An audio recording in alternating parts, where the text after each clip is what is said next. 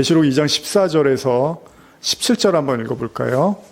그러나 내가 두어 가지 책망할 것이 있나니 거기 내게 발람의 교훈을 지키는 자들이 있도다.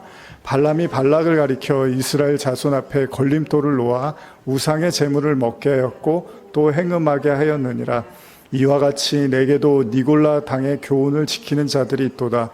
그러므로 회개하라. 그러지 아니하면 내가 내게 속히 가서 내 입의 검으로 그들과 싸우리라. 귀 있는 자들은 성령이 교회들에게 하시는 말씀을 들을지어다. 이기는 그에게는 내가 감추었던 만나를 주고 또 흰 돌을 줄 터인데 그 돌 위에 새 이름을 기록한 것이 있나니 받는 자밖에는 그 이름을 알 사람이 없느니라. 여기 이제 발람의 교훈에 대한 책망을 하십니다. 그러니까 두어 가지 책망할 게 있다라는 건, 그러니까 다른 것들보다 비교적, 그러니까 좀 작지만 그래도 내가 꼭 문제 삼을 것이 있다면 바로 이 발람의 교훈에 대한 이야기를 하는데, 이 행음에서 우상의 재물을 먹겠다라는 얘기가 있어요. 근데 이 발람의, 지난주에 잠깐 나눴지만 모압 왕 발락이요, 출애굽한 이스라엘 백성들이 하나님이 이제 동행하심으로써 모든 전쟁에서 승승장구하는 걸 보는 거죠. 그래서 그가 이제 두려운 나머지 이스라엘 선지자 발람을 통해서 이스라엘을 저주해달라고 요청을 합니다. 세 차례 그를 매수하려고 하는데 발람이 이제 이걸 거부를 해요. 근데 문제는 뭐냐면 성경은 그렇게 말하지 않아요. 그러니까 발람의 선지자가 이 모압 왕 발락의 이야기를 거절을 했는데 베드로후서 2장 15절에는 이런 말이 나옵니다. 그들이 바른 길을 떠나 미혹되어 부올의 아들 발람의 길을 따르는도다. 그는 불의의 삭슬을 사랑하다가 자기의 불법으로 말미암아 책망을 받되 말하지 못하는 나귀가 사람의 소리로 말하여 이 선지자의 미친 행동을 저지하였느니라. 발람이 분명히 발락의 요구를 거절한 건 맞지만 성경은 그가 미혹됐다고 말을 하고 있습니다. 그러니까 마음의 문제에서는 그가 이미 넘어가 있었는데, 여러분도 아시지만 나귀가 그 길로 가려고 할 때 발람이 탄 나귀가 그 어떤 천사를 보고서 이제 발람의 눈에는 안 보였는데 그 나귀의 눈에는 보여서 천사가 이렇게 칼을 들고 있는 모습을 보고 멈춰선단 말이에요. 그러니까 발람이 왜 안 가냐고 막 나귀를 때리니까 그 나귀가 갑자기 화를 내면서 내가 당신 지금 웬만하면 당신 말을 듣는데 내가 이렇게까지 하는 이유가 있지 않겠습니까? 하면서 그 길을 이제 멈춘 이유에 대해서 알게 하신다는 거죠.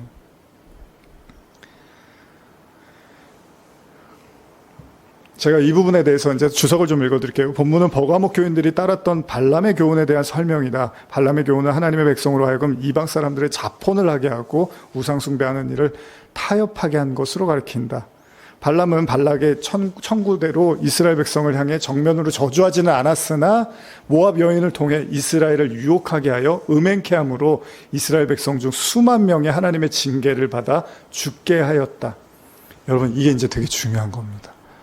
지금 이제 계시록의 7개에 대한 이야기를 나누면서 여러분들이 조금 관심 있게 들어야 되는 건, 성경에서 지금 계속 배격하는 게 뭐냐면 잘못된 가르침에 대한 얘기를 계속 하고 있는 거예요. 니골라당이라든지 이세벨이라든지 발람의 교훈이라든지 사단의 회당, 사단의 권자, 이런 표현을 계속 쓰는 게 성도들에게 계속 좀먹게 하고 잘못된 신앙과 그릇된 신앙을 계속 오염시키는 어떤 영적 세력에 대해서 계속해서 예수님이 강조를 하고 있습니다. 타협하지 않을 수밖에 없는, 그냥 그게 옳은가 보다, 그게 맞는가 보다, 이 진리는 좀 과하지 않는가, 이거 말씀을 어떻게 이렇게 다 따라, 그건 좀 아니겠지라고 여러분과 저도 이렇게 알게 모르게 젖어 있는 이 세상의 어떤 사고, 세상의 영이라고도 표현하는데, 그런 것들에 대한 가르침, 그거는 어떻게 보면 눈으로 확 보여지는 게 아니란 말이에요. 지금 발람의 교훈도 이게 눈으로 확 드러나는 게 아니라 우상의 재물을 먹게 하고 음행하게 하고 뭐 이방적 어떤 요소들을 계속 들어오는 거죠. 그래서 여러분들이 열왕기상에서 그 엘리야, 선지자 엘리야가 나중에 당시에 그 바알 신의 그 선지자들하고 이렇게 싸우는, 갈멜산에서 싸우는 장면들이 나오잖아요. 근데 문제가 뭡니까? 우상을 자꾸 숭배하게 하는데, 그때 바알 신이 뭐예요? 물론 이방 신이기도 하지만 동시에 풍요의 신이란 말이에요.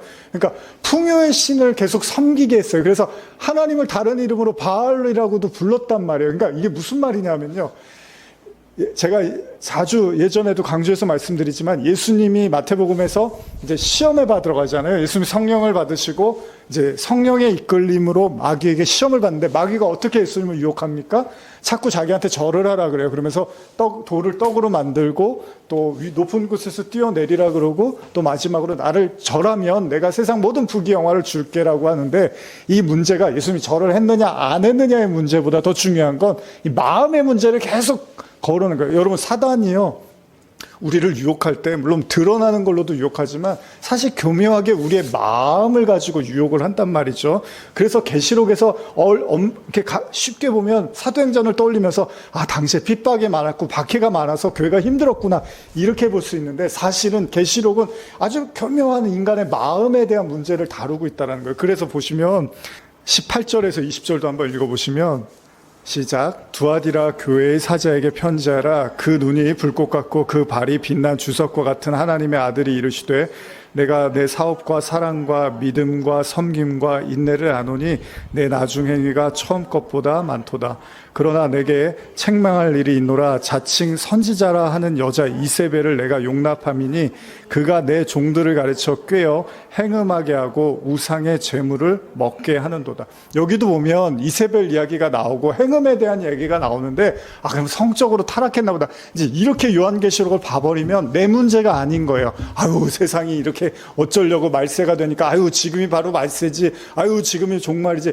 그렇게 보는 게 아니에요. 여기서 보면 교묘하게 이 간음에 대한 그 우상의 재물, 행음 이런 얘기 나오는데 제가 이거 내용들이 많이 있긴 하지만 간단하게 두아디라 교회 좀 설명을 해드릴게요.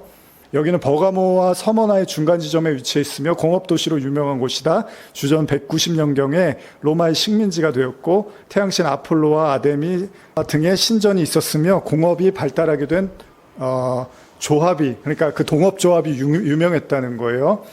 빌립보에서 개종한 자주장사 루디아가 이곳 출신의 여인이었다. 루디아가 굉장히 부자로 이제 등장을 하잖아요.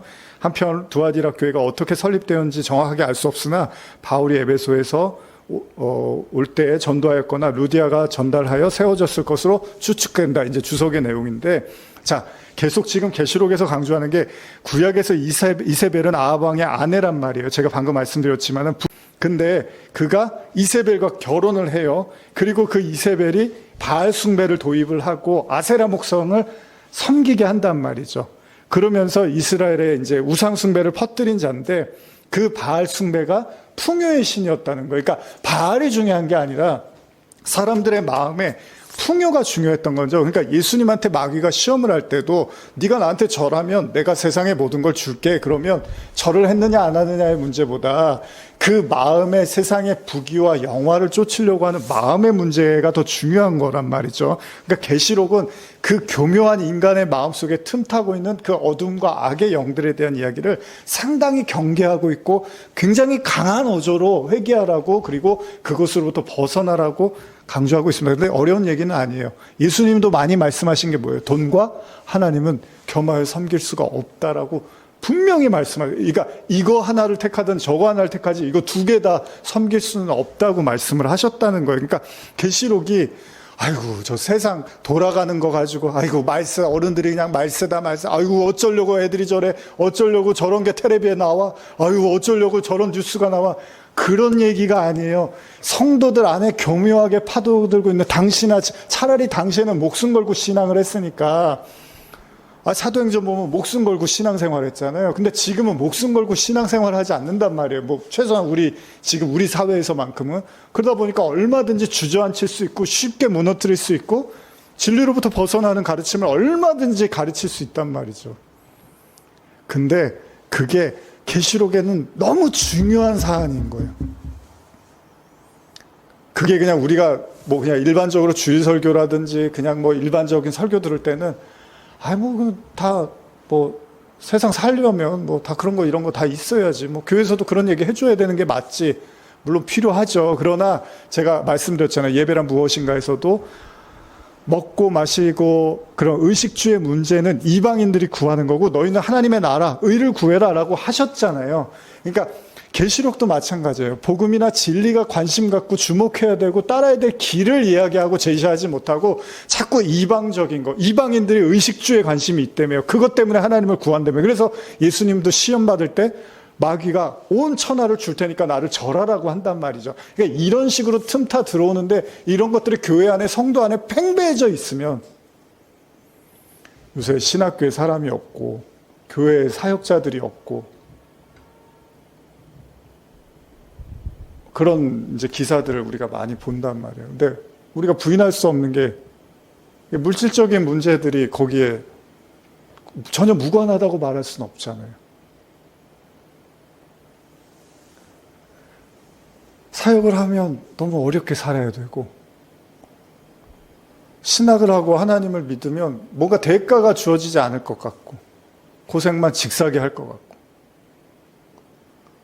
그리고 사역하려면 생활이 유지가 될 수 있나? 애를 키워야 되는데 요즘 같이 뭐 사교육비가 많이 드는데 그거 어떻게 해? 근데 이제 이런 게 이게 너무 자연스러워졌고 오히려 이제는 그런 생각을 하는 사람들이 더 이제 어떻게 보면 더 현실적인 사람이고 그런 사람으로 생각할 수도 있어요. 예수님이 하는 말씀들은 이제 귀신 신하라 꺼먹는 소리가 되는 거죠. 그래, 말은 좋은데 현실은 그게 아니지.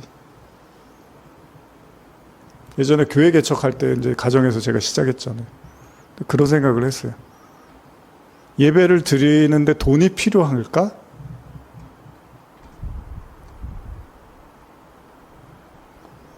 예배 드리면 되고 말씀 나누는데 돈이 있어야 되나? 물론 이제 내가 다른 직업을 하지 않고 이제 그 길을 이제 가기로 하면 당연히 이제 거기에는 어떤 후원이라든지 헌금이 필요한 건 사실입니다. 그러나 뭐 요즘은 이제 일을 하면서도 사역을 하시는 분들도 많이 있잖아요.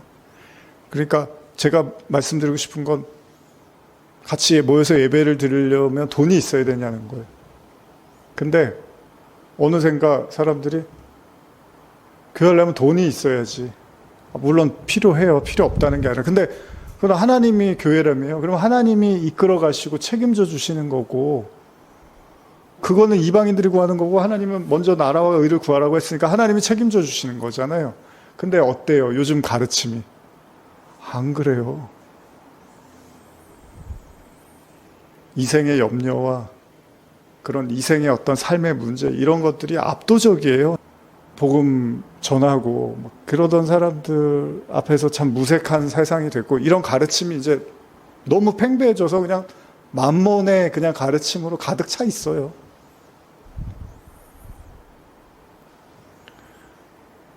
그래서 여기 자꾸 그런 얘기가 나오는 거예요. 그 부유한 지역이었더라. 뭐 우상 숭배가 많았더라. 그러고 나서 길드라 그러죠. 그러니까 그런 어떤 이제 돈으로 어떻게 보면 이제 지배받고 영향받을 수밖에 없는. 그래서 예수 믿는다는 얘기 해버리면 이제 왕따당하고 사회생활 할 수 없는 이제 이런 상황들이 계속 접하니까 이 사람들이 진지할 수밖에 없는 거죠. 근데 요한계시록은 그런 얘기를 하고 있지 않습니다. 마음의 문제에 대한 이야기를 하고. 근데 이런 마음에서 이미 무너져 버리면 이제 그 다음 신앙 단계들은 계속 무너질 수밖에 없는 거죠. 그리고 나중에는 돈이 돼야지 하는 거지, 사역도. 저도 이렇게 지금 7년 됐고 프랑스에 있을 때도 그렇고 당연히 돈이 필요하고 뭐 애도 잘하고 있고 뭐 그렇습니다. 저도 가장이에요. 근데 보면 어쨌든 이렇게 저렇게 하나님이 교회도 메꿔 가시고 교회에서도 뭐 사례도 주시고 또 주변에서도 저를 아끼시는 분들이 또 이렇게 후원도 해주시고 막 이러면서 어쨌든 간에 이렇게 저렇게 하나님이 만들어 가시는 걸 보거든요. 그러니까 감사해요. 감사하고.